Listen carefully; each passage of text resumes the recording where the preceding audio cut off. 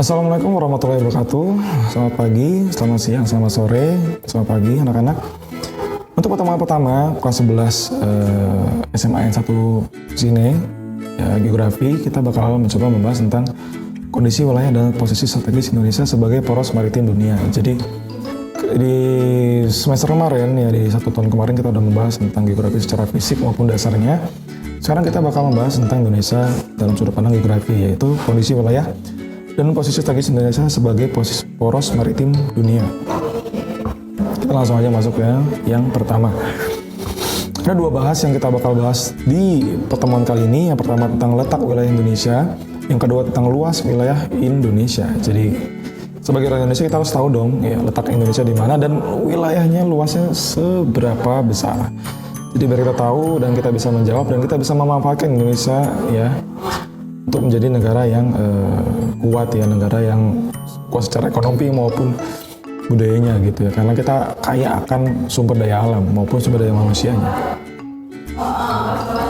Yang pertama kita bakal bahas tentang letak wilayah Indonesia. Jadi ada dua letak wilayah Indonesia ya, dan dua tipe. Yang pertama adalah letak absolut. Jadi letak ini nggak akan pernah berubah ya, mau kita lihat dari manapun tetap sama segitu di situ aja dan nggak akan kemana-mana. Jadi ya bisa dibilang juga letak absolut ini sama dengan letak astronomis Indonesia yang berada di antara 6 derajat lintang utara sampai dengan 11 derajat lintang selatan, dan juga membentang dari bujur timur 95 derajat bujur timur sampai dengan 141 bujur timur. Dan letak astronomis Indonesia disebut juga sebagai letak absolut.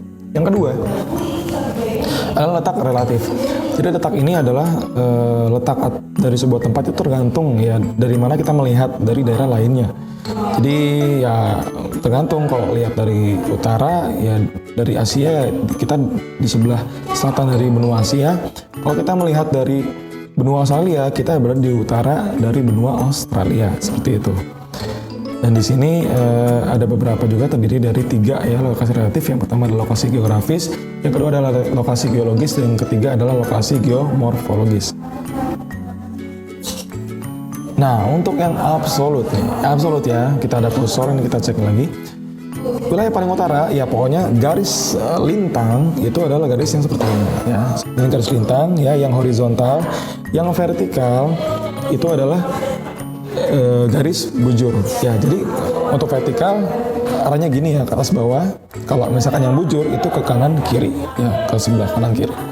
Di sini kita lihat juga yang pertama adalah 6 derajat lintang utara di sebelah sini ya,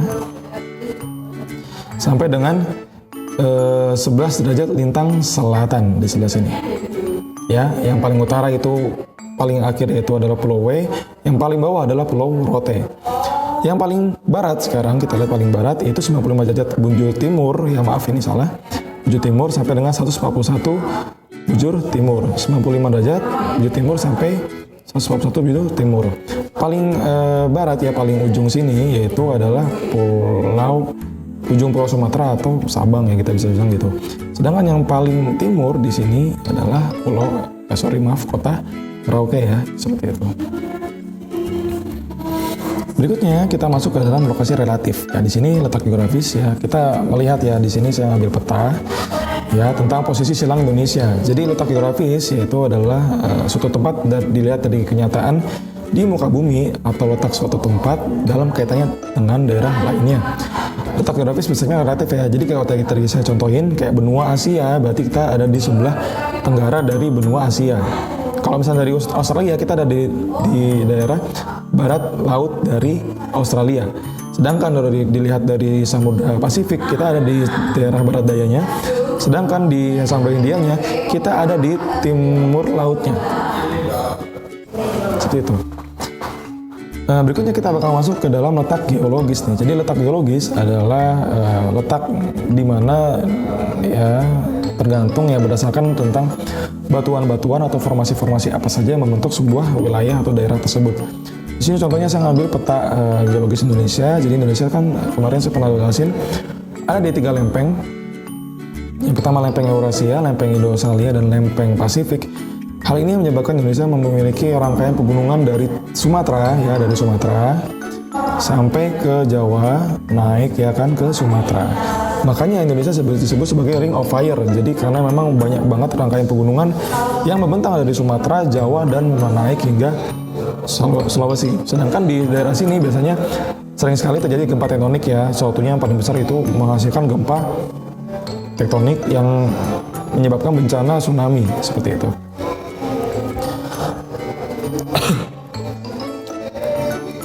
Berikutnya letak geomorfologis. Jadi merupakan letak berdasarkan tinggi rendahnya suatu tempat atau daerah ya dari permukaan laut. Jadi kan Indonesia pasti ya nggak semuanya datar semua, nggak semuanya tinggi semua. Makanya letak geomorfologis ini adalah letak yang relatif seperti itu. Nah, berikutnya kita bakal bahas tentang luas wilayah Indonesia nih.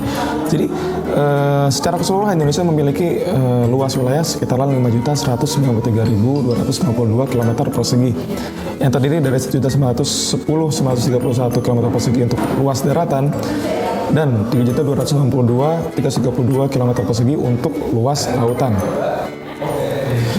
Indonesia adalah negara kepulauan yang memiliki 17.000 pulau. Bayang aja kan, ada 17.000 pulau, hampir sekitar 6.000-nya tidak berpenghuni ya, hampir tidak berpenghuni. Dan di sini kita lihat juga ada Kalimantan, Maluku, Sumatera, Sulawesi, Jawa, Bali. Walaupun Jawa ya termasuk dalam pulau yang nggak terlalu luas, tapi dia memiliki jumlah pemukim ya atau yang tinggal di sana hampir dari setengah populasi negara Indonesia. Jadi Pulau Jawa menjadi pulau terpadat yang ada di Indonesia. Oke, di sini pengaruh luas Indonesia tadi juga yang demikian menyebabkan Indonesia dikenal menjadi yang pertama negara kepulauan.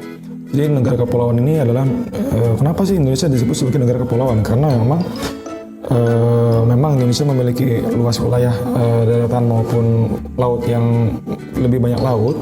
Indonesia juga mempunyai lebih dari 17.000 pulau. Jadi Indonesia disebut sebagai negara kepulauan. Yang kedua adalah Nusantara. Jadi Nusantara ini adalah sebuah panggilan khusus untuk Indonesia ya, yang pokoknya segala gejala-gejala atau fenomena yang terjadi dari Sabang sampai Merauke, baik geografis, ekonomi, sosial, politik, itu adalah disebut sebagai Nusantara. Jadi Nusantara adalah sebuah daerah yang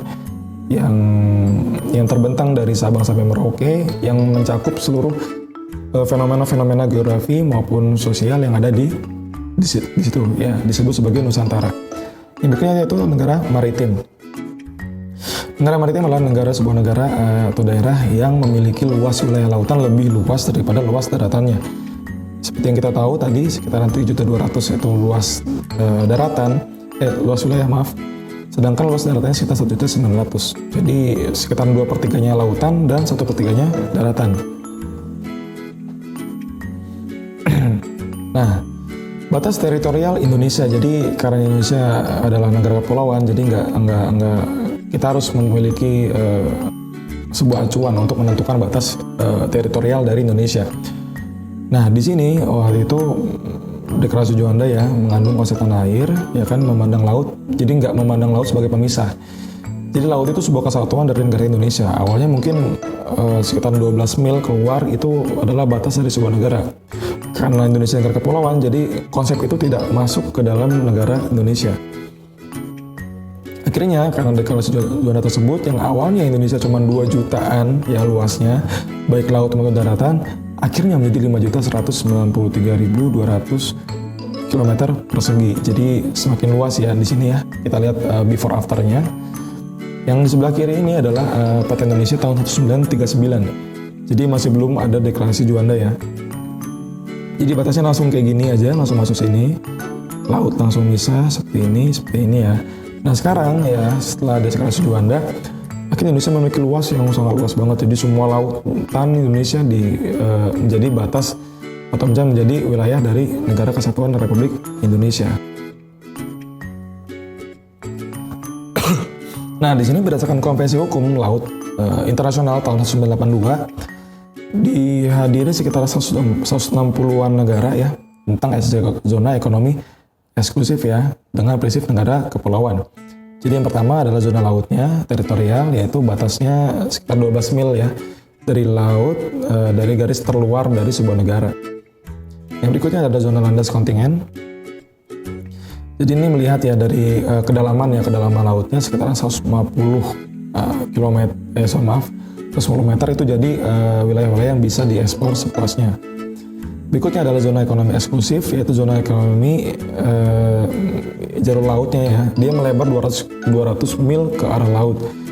Dan haknya, ya, hak untuk ZEE tadi, zona ekonomi eksklusif tadi, yang pertama berhak untuk eksplorasi ya, melakukan eksplorasi, eksploitasi, pengelolaan maupun pelestarian dari sumber daya alam yang ada di sana. Yang kedua yaitu berhak untuk melakukan penelitian, pelindungan, pelestarian ataupun konservasi laut. Yang ketiga yaitu mengizinkan pelayaran internasional melalui wilayah ini. Yang terakhir yaitu tentang batas udara teritorial. Ya untuk secara horizontal ya, secara menyamping ya, kanan kiri itu sama kayak zona batas laut tadi, jadi sekitar 12 mil ya, diukur dari garis pangkal terakhir, daerah terluar. Sedangkan untuk batas wilayah udara secara vertikal ya ke atas, itu belum ada suatu undang-undang yang merumuskan hal itu secara detail ya. Tapi biasanya sekarang banyak negara yang mengklaim secara pribadi ya. Itu contohnya di sini ada Amerika yang klaim batas wilayah udaranya sekitar 100 km ke atas. Untuk Korea Selatan itu sekitar 1 sampai 110 km ke atas. Israel itu 100 km ke atas. Rusia itu 100 sampai 120 km ke atas, sedangkan Indonesia itu menetapkan batas udara teritorialnya yaitu ada 110 km ke atas. Sekian untuk pertemuan kali ini. Untuk tugasnya nanti silakan dicek di Google Classroom ya, Google Classroom silakan dicek, silakan dilihat di sana dan dikumpulkan di sana. Jadi untuk kali ini kita udah membahas tentang letak wilayah dan luas wilayah Indonesia. Berikutnya kita bakal bahas tentang yang pasti tentang karakteristik juga ya, tentang karakteristik wilayah Indonesia. Oke, sekian untuk kali ini, kurang lebihnya mohon maaf. Assalamualaikum warahmatullahi wabarakatuh.